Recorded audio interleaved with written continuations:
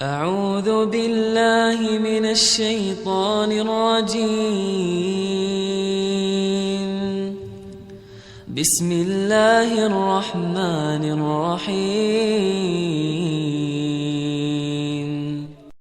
السلام عليكم ورحمة الله وبركاته.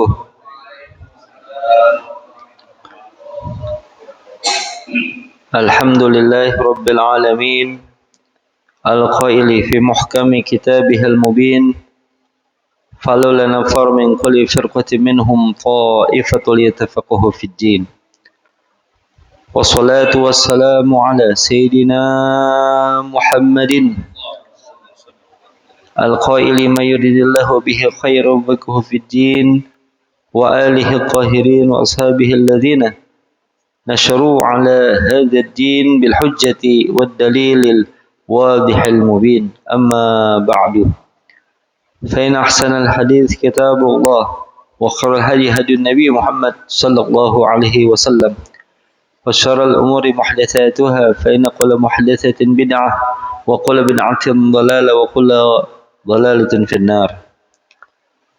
Yang sama-sama kita muliakan orang tua kita, Bapak Kiai Haji Sarnubi bin Haji Amsid. Yang sama-sama kita muliakan guru kita Bapak Al-Ustaz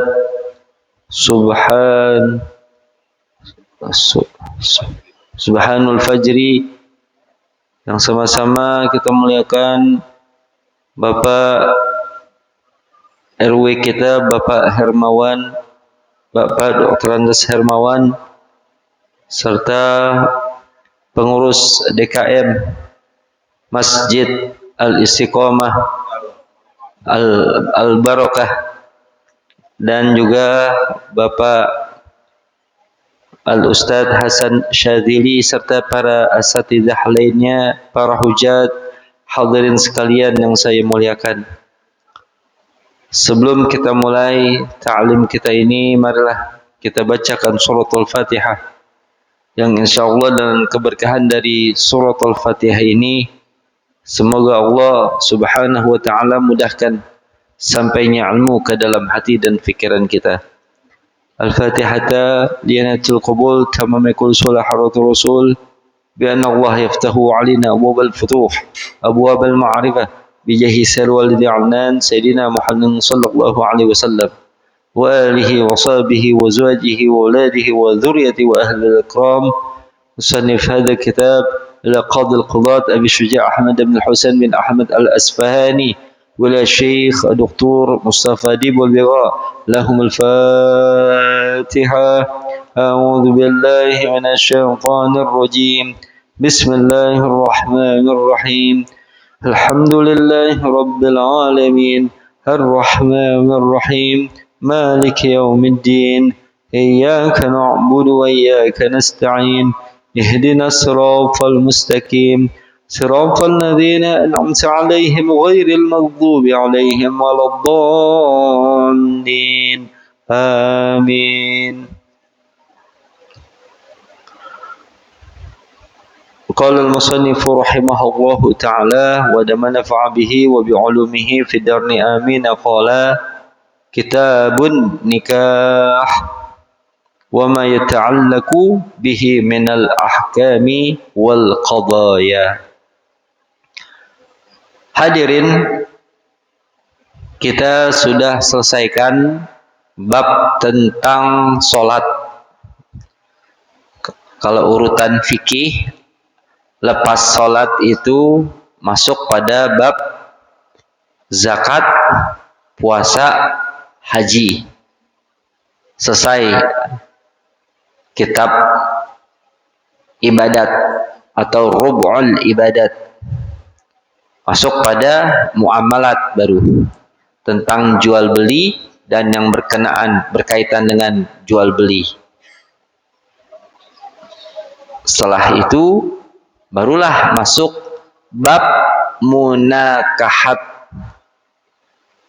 yang membahas tentang fikih perkawinan atau rumah tangga Islami. Ya. Kemudian baru bab jinayat dan seterusnya. Kita mau melengkap kajian kita dari bab sholat, kita enggak bab zakat dulu.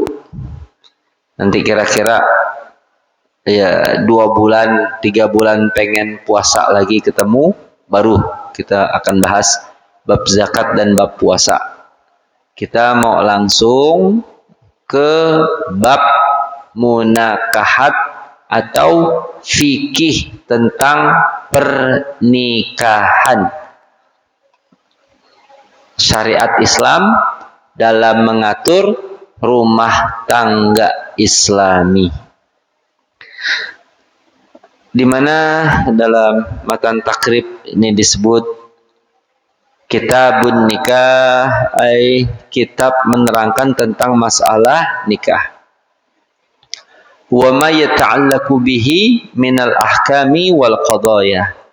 Dan segala yang berkaitan dengan pernikahan, mulai dari hukum-hukumnya dan ketentuannya. An-nikahu mustahabbun. Nikah itu sunnah. Liman yahtaju ilaih. Bagi orang yang berhajat, yang memerlukan daripada pernikahan tadi. Sunnah, mustahab. Dalilnya banyak sekali di dalam Al-Quran. Di antara yang banyak tadi, Allah berfirman, wa ankihul ayama minkum wassalihina min ibadikum wa imaikum iyakunu fuqara'a yughnihumullahu min fadlih. Dan nikahkanlah. Jadi kita pada pihak yang memadukan pasangan. Bukannya kita yang nikah, tapi nikahkanlah. Kita menikahkan daripada pihak lain. Nikahkanlah. Al-ayama, yakni yang masih belum punya pasangan, membujang, ya, atau wanita ya masih gadis, belum ada pasangan, minkum di antara kalian, wassalihina, dan orang-orang salih, min ibadikum wa imaikum, dari budak laki-laki dan perempuan kalian, iyakunu fuqara, jika mereka miskin, yughnihumullahu min fadlih, niscaya Allah akan memberi kekayaan kepada mereka dari fadilahnya, keutamaannya, dari karunia-Nya. Nah, hadirin, ini tentang pernikahan diatur sedemikian detail. Rumah tangga Islami diatur luar biasa rinci oleh syariat Islam. Dari Al-Qur'annya, dari hadis Nabi yang merincikan, kemudian ijma' qiyas ulama ditambahkan, dibahas, dikaji, dijelaskan, diuraikan, diterangkan, ya, sehingga di dalam Islam ini sudah ada model keluarga Islami. Bentuknya itu seperti apa? Demikian. Jadi sebelum masuk ke hukum-hukum tentang pernikahan, nanti ada masalah akad nikah, walimah. Akad nikah kaitannya dengan masalah saksi, wali, dan sebagainya. Masalah talak, masalah ya zihar dan lain sebagainya. Banyak sekali bab-bab di dalam yakni fikih munakahat ini. Nah, yang pertama yang kita mau bahas yakni sebelum masuk kepada hukum pernikahan tentang hikmah disyariatkannya menikah. Kenapa diperintahkan ya untuk membangun suatu rumah tangga? Yang pertama hadirin, Nabi sallallahu alaihi wasallam ini ya melarang daripada hidup membujang, kagak punya pasangan. Tapi memang ada pengecualian. Ya. Siapa mereka yang mendapatkan pengecualian sehingga boleh membujang sampai akhir hayatnya tidak menikah? Di antaranya hadirin seorang imam besar, Al-Imam Yahya bin Syarafuddin An-Nawawi, pengarang Riyadhus Shalihin, pengarang Arba'in Nawawi, Majmu' Syarah Muhadzab, ya, pengarang Takrib, yakni kitab Mustalahul Hadis. Oh, banyak sekali karangan Imam Nawawi Ad-Dimashqi, ulama yang hidup pada abad ke-7 Hijriah.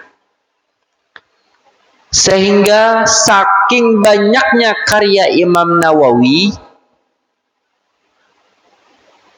ulama hitung lembaran-lembaran dari apa yang ditulisnya. Dengan umurnya Imam Nawawi, ulama geleng-geleng kepala. Masya Allah, Imam Nawawi cuma segini umurnya, tapi memiliki karya yang luar biasa banyak, yang secara logika tidak mungkin umur sekian bisa nulis sebanyak ini. Nah, ini yang disebut dengan keajaiban waktu yang Allah berikan. Kita sudah bahas waktu itu tentang cicit Nabi yang bernama yakni siapa itu? Ali Zainal Abidin, ya, yakni Ali Zainal Abidin As-Sajjad, yang banyak sujud,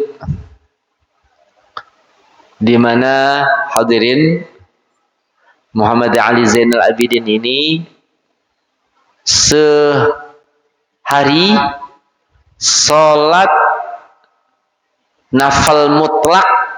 Ini bukan duha, bukan tahajud, dan juga pula bukan witir. Artinya itu sholat sunnah tadi pun dikerjakan.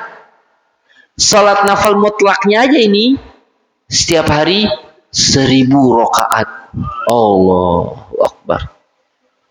Ya nggak mungkin lah kalau kita bilang 1000 rakaat, belum di sholat duha, belum banyak sholat tahajud, baca Quran, hubungan sosialisasi dengan interaksi di rumah tangganya. Nah, ini yang disebut dengan apa? Keajaiban waktu. Ya, kayak orang zaman dulu, kendaraan masih jarang kendaraan dulu, ya, belum ada. Lampu sama, lampu juga pada belum masuk, ya, lampu minyak. Tapi hadirin, majelis-majelis penuh. Oh, ya, jalan kaki bawa obor ke tempat, ya, ibadah malam, bangun tidur, bawa lampu tempel, nimba dulu, ngompak dulu. Sekarang tinggal cetek, cetek, cetek, nggak bangun. Dulu pakai ngompak, nah, tahajudnya rajin. Nah hadirin ya, dahulu kerja sedikit, jam 8 baru ke kebun, zuhur pulang, udah segitu doang kerjanya, cuman berkah. Sekarang sebelum subuh udah panasin motor, sebelum subuh panasin motor, pulang jam 10 malam masih kurang aja. Kan bisa berkah nih, subhanallah. Nah, hadirin sekalian ya, nah itu ada keberkahan waktu, keberkahan umur ya, ini yang Allah Ta'ala berikan. Nah, Imam Nawawi hadirin sampai akhir hayatnya tidak menikah. Pernah ditanya, Imam, kamu meninggalkan sunnah, nikahkan sunnah, kamu meninggalkan sunnah. Apa jawab Imam Nawawi? Saya meninggalkan sunnah karena sedang disibukkan dengan hal yang wajib. Apa? Nulis kitab, dakwah, membahas ilmu. Wajib itu. Supaya umat faham, supaya umat mengerti tentang hukum-hukum agamanya, tentang pelajaran hikmah dari Quran dan Sunnah, biar paham. Kalau tanpa penjelasan ulama, berat, sulit kita menyelam dalam samudra ilmu syariat. Aduh, berat itu. Nah, para ulama tuh menjelaskan. Nah, hadirin. Ya, jadi Imam Nawawi ini salah satu, sebenarnya ada yang lain yang tidak menikah selama hidupnya. Ya. Jadi bukan ninggalin sunnah, Ustadz. Nggak bertentangan dengan syariat. Ya, di hadis maka disebut yang tidak dianggap dari umat Nabi Muhammad, bukan yang tidak menikah karena memang nggak kepengen, atau tidak menikah karena memang disibukkan dengan yang wajib, yang lebih penting, ya. Tapi hadirin, yakni tidak menikah yang dilarang,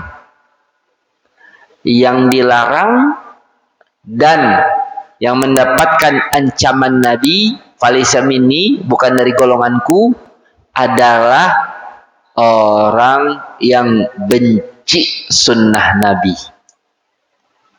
Jadi an-nikahu sunnati, faman raghiba an sunnati falaysa minni.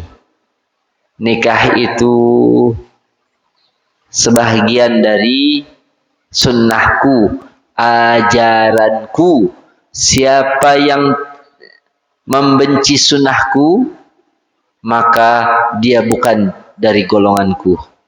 Membenci sunnah. Imam Nawawi benci nikah gak? Enggak. Ada juga ulama-ulama kita, mungkin guru-guru kita yang sampai akhir hayatnya tidak menikah. Apakah mereka membenci sunnah? Tidak. Nah, ini hadirin. Jadi bagi mereka tetap diakui sebagai umat Nabi Muhammad Sallallahu Alaihi Wasallam, ya, dan tentu kan mendapatkan syafaat Nabi. Hikmah dari disyariatkannya pernikahan hadirin, yang pertama itu istijabah linda'il fitrah, untuk memenuhi panggilan fitrah. Fitrah ini enggak boleh enggak. Kenapa hadirin? Yang disebut fitrah ini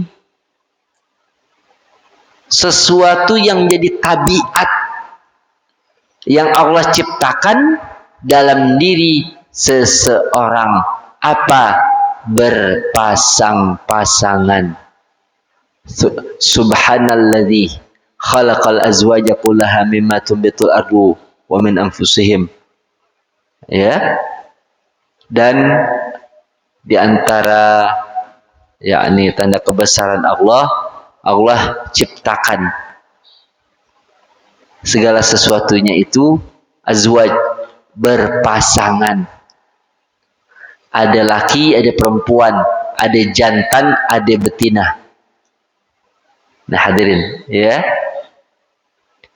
Ternyata hadirin, bukan cuman tumbuhan, bukan cuman hewan yang berpasangan, bukan. Sampai-sampai sendal aja berpasangan. Ada kanan, ada kiri. Coba kalau sendal beli kanan dua-duanya, kagak enak. Ya.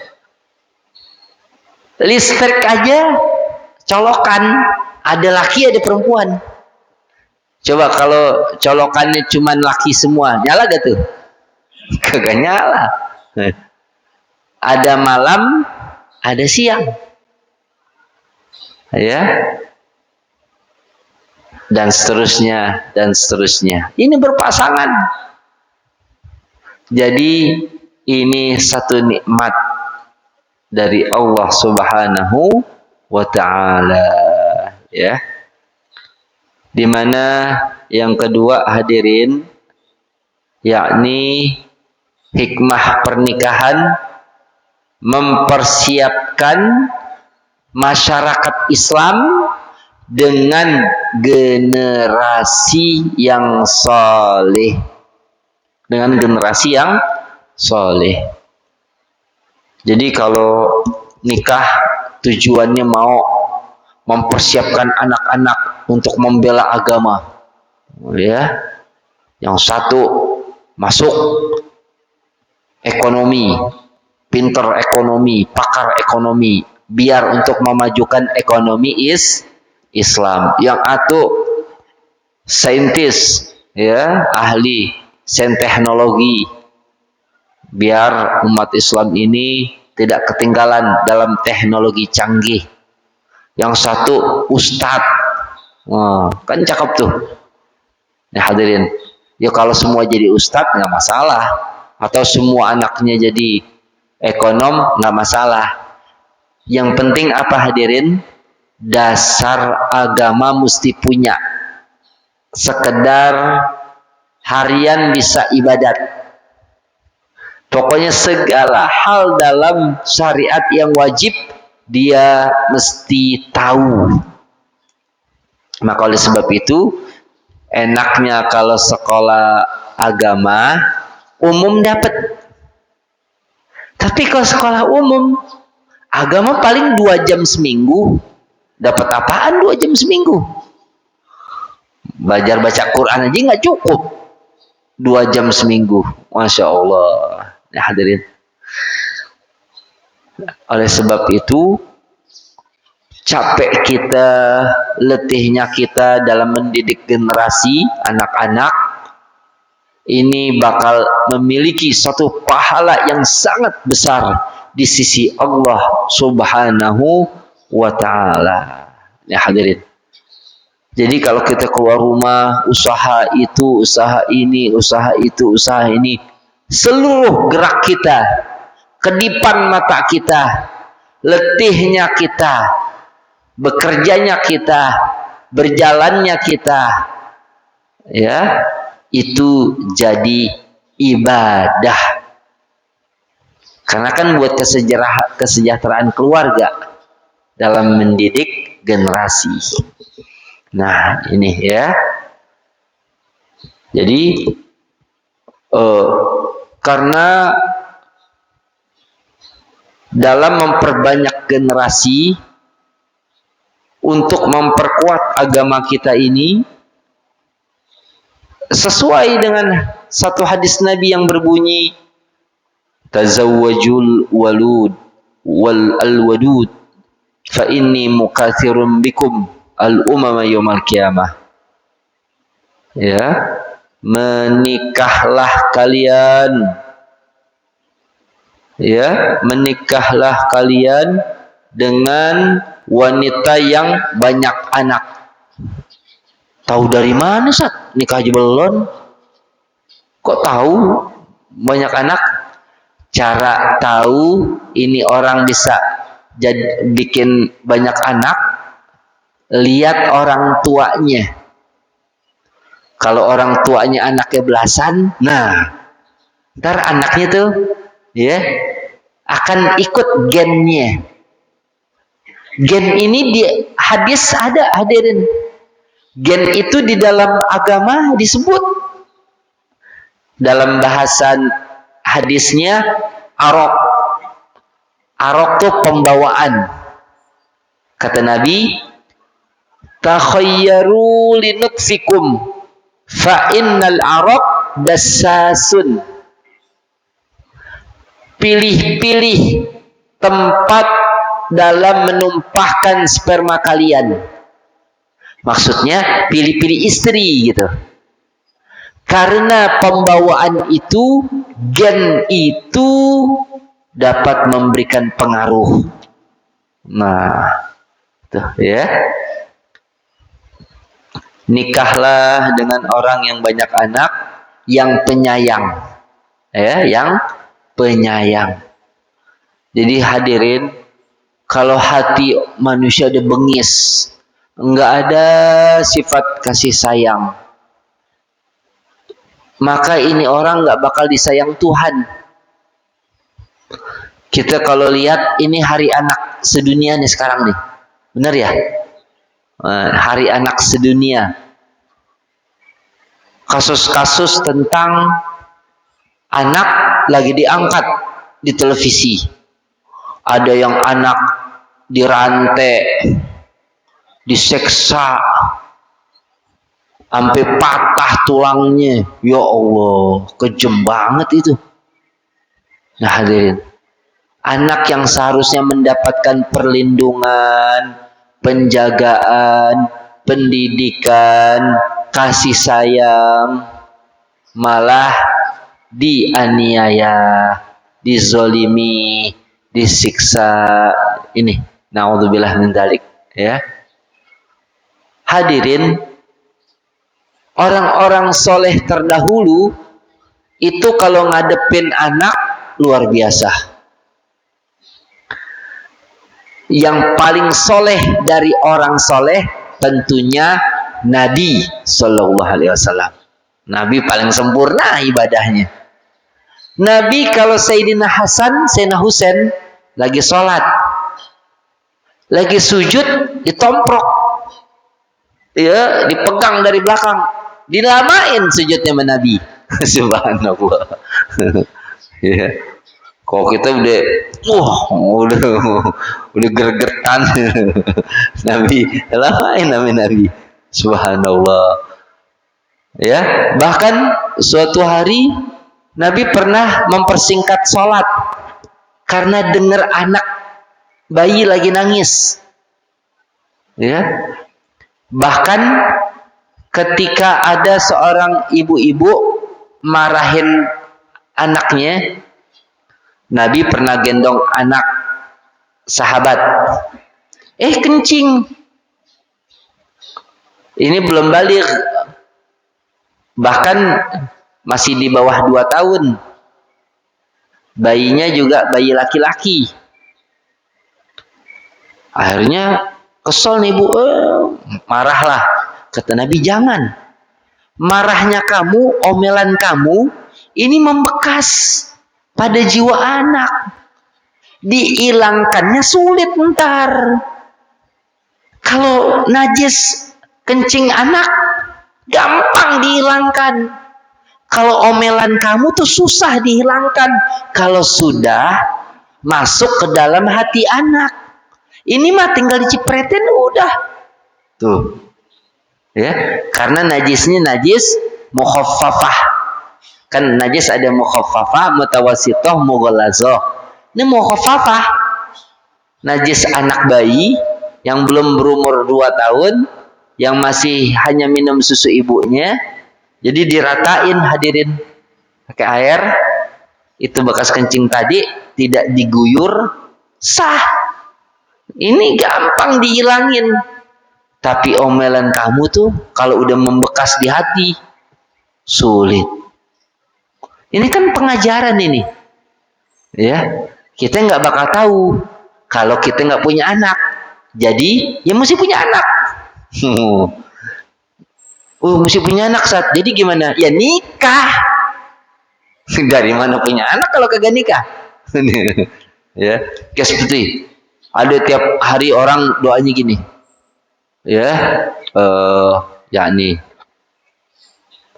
apa itu?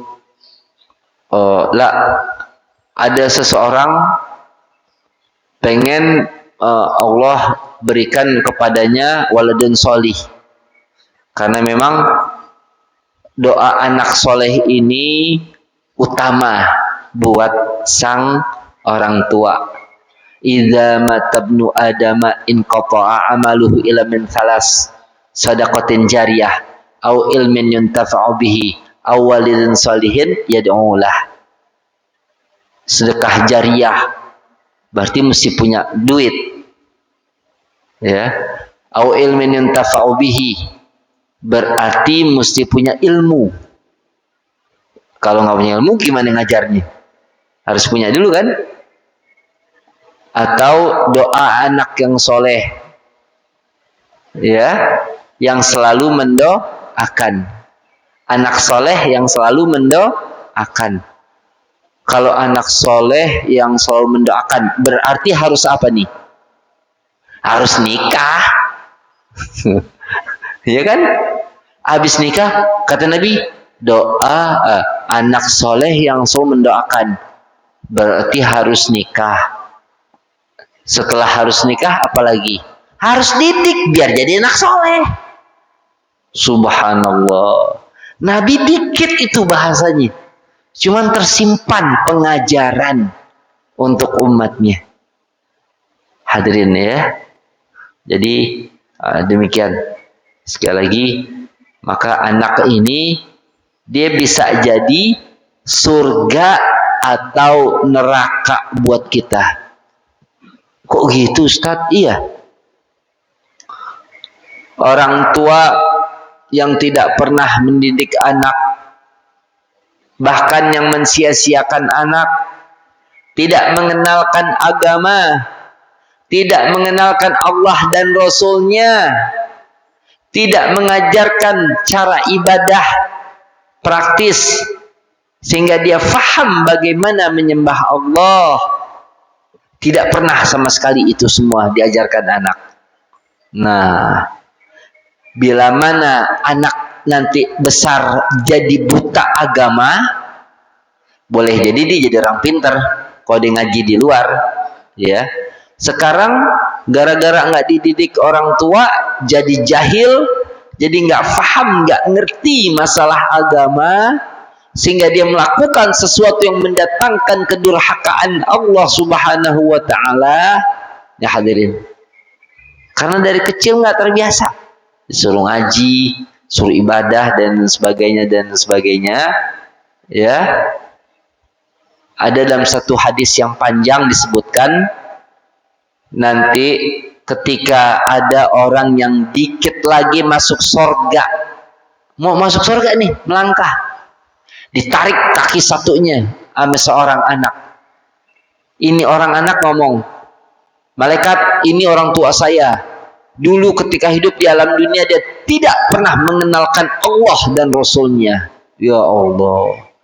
Harusnya ini orang tua masuk surga, jadi dilempar ke neraka. Innalillahi wa inna ilaihi raji'un. Maka di antara dosa besar adalah dosa dalam menyia-nyiakan keluarga. Na'udzubillah min dzalik. Dosa besar. Dosa dalam menyanyiakan keluarga. Nggak peduli keluarga mau bagaimana kek. Nah hadirin, ya. Sebab hadirin, di rumah kita ngajarkan, ya. Kalau untuk anak yang masih kecil, tentu bukan nasihat, tapi dengan perbuatan.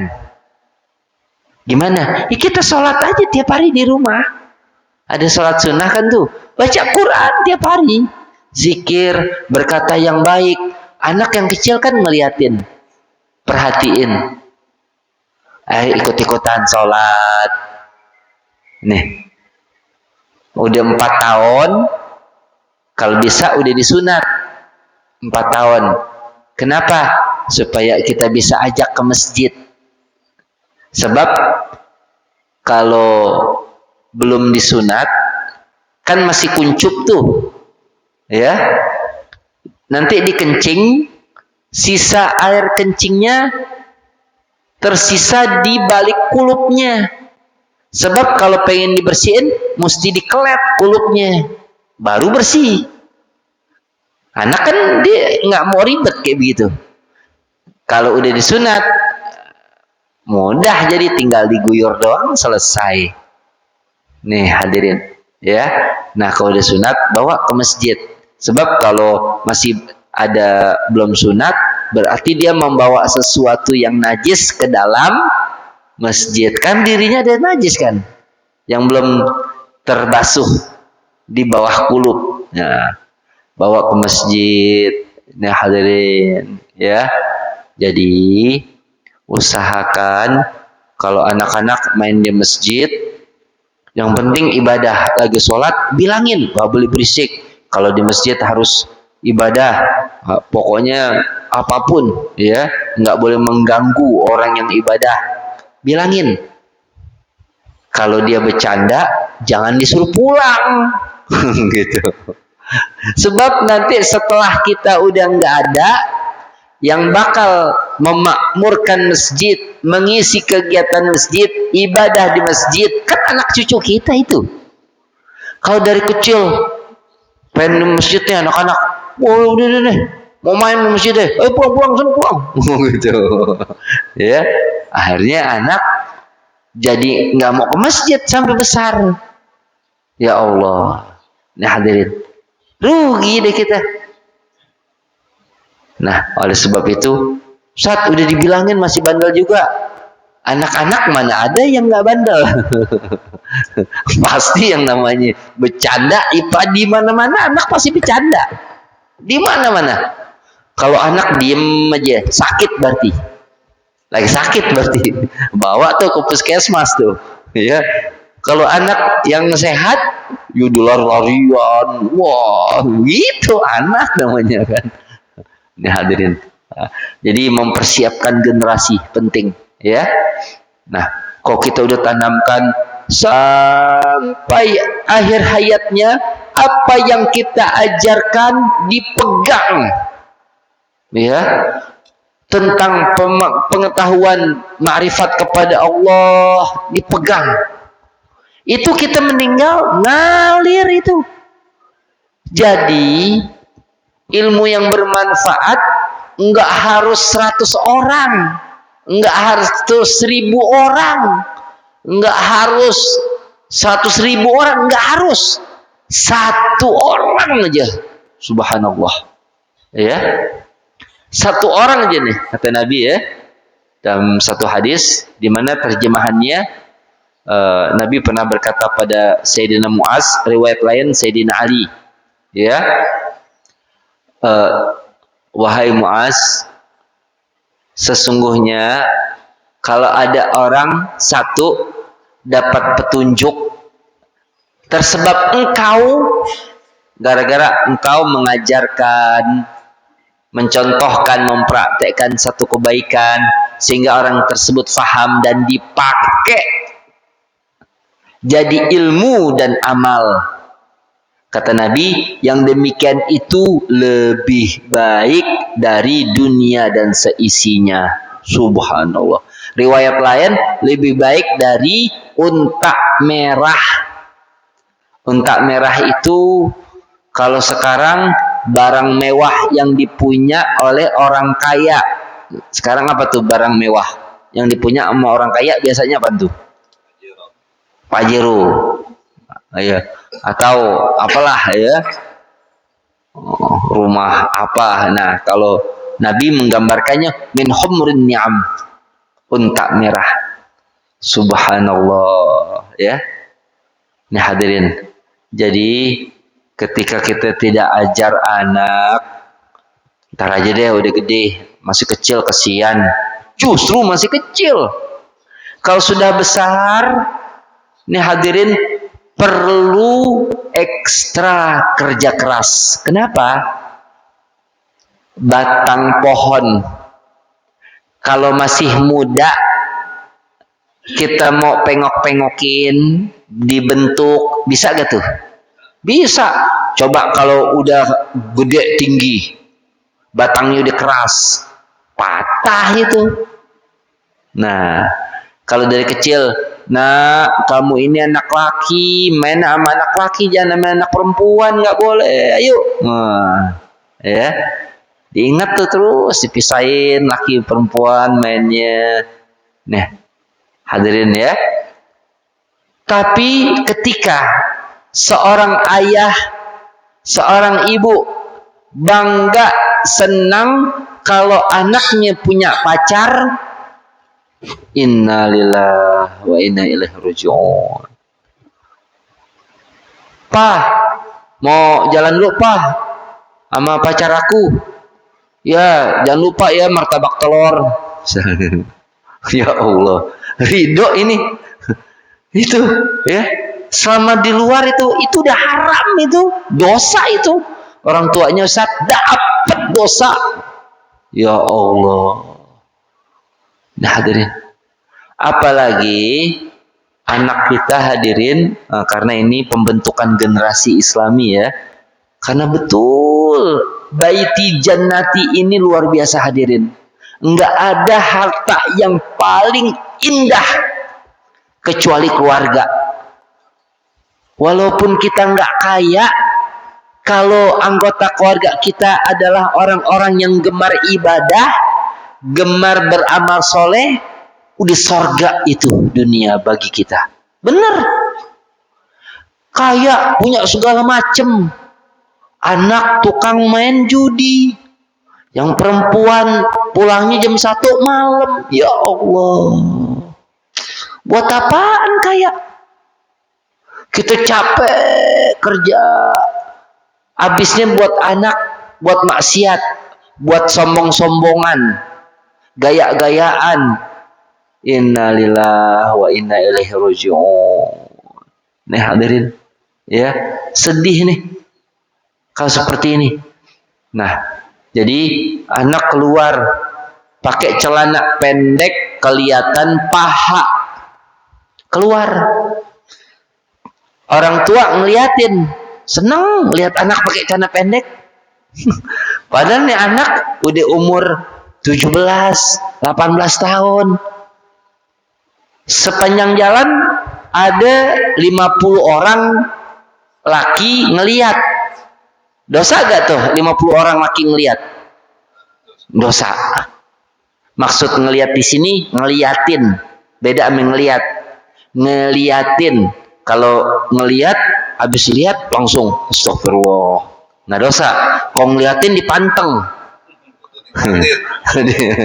dipanteng. Itu hadirin, dosa 50 orang tersebab si anak tadi, anak dapat dosanya tuh dari 50 orang tadi, kebagian dosa.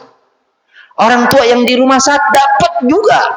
Ya Allah, berantai dosanya.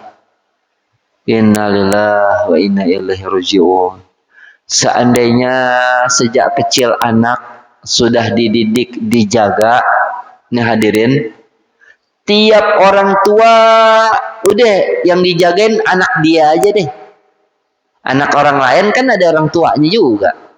Anak kita aja. Tiap orang tua jagain anaknya, insya Allah nggak ada anak pulang jam 3 pagi, ya, jam 2 masih ngetrek.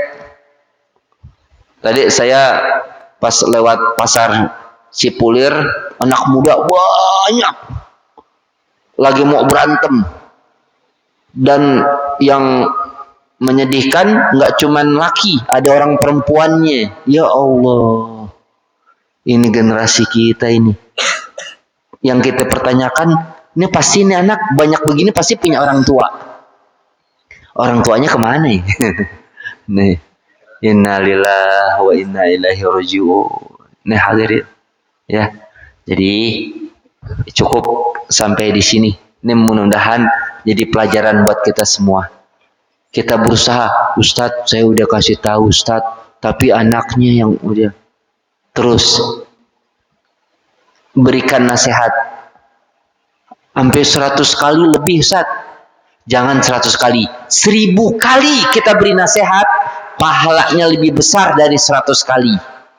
Berarti kan 1000 kali beramal. Nasihat kan beramal.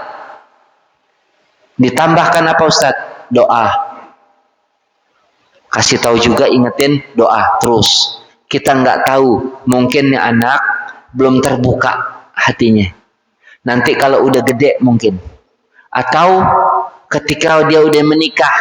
Atau ketika kita wafat. Ini rahasia Allah. Jangan pernah putus asa dalam mendoakan anak. Doa kita didengar Allah. Kita nggak tahu kapan ini anak akan kembali kepada jalan Allah. Yang penting doakan. Jangan pernah apa? Jangan pernah melaknat anak. Na'udzubillah. Kalau jangankan anak, barang-barang yang kita punya barang, kita laknat, itu udah nggak ada keberkahannya itu. Masya Allah. Apalagi anak yang kita laknat. Emang basar. Waduh, astagfirullahaladzim. Ini hadirin. Ya, mungkin kita semua pernah melakukan, nggak sadar. Jadi gimana saat istighfar, mohon ampun, doakan anak dan tidak kembali. Ya, sekalipun lagi tidak pernah kembali lagi untuk melaknat anak, gantilah dengan doa dan pengharapan. Al-Fatihah. A'udzubillahi minasyaitonir rajim. Bismillahirrahmanirrahim. Alhamdulillahirabbil alamin. Arrahmanirrahim. Maliki yaumiddin. Iyyaka na'budu wa iyyaka nasta'in. Shiratal mustaqim. Shiratal ladzina an'amta 'alaihim ghairil maghdubi 'alaihim waladdallin. Amin. Nastaghfirullahaladzim. Nastaghfirullahaladzim. Nastaghfirullahaladzim. من كل ذنب أتيناه أو هممناه به يا الله يا الله يا الله صل على حبيبك وخليك صفيك سيدنا محمد صلى الله عليه وسلم واقض حاجاتنا واقض دعوتنا وعجل بالإجابة إنك على كل شيء قدير بالإجابة جدير ربنا هب لنا من أزواجنا وذريتنا قرة أعين واجعلنا للمتقين إماما ربنا آتنا في الدنيا حسنة وفي الآخرة حسنة وقنا عذاب النار صلى الله على سيدنا محمد وعلى آله وسلم والحمد لله رب العالمين إن أريد إلى الإسلام استطعت وأن توفيق لا بالله على توقت الهنيب هدانا وإليكم أجمعين والسلام عليكم ورحمة الله وبركاته.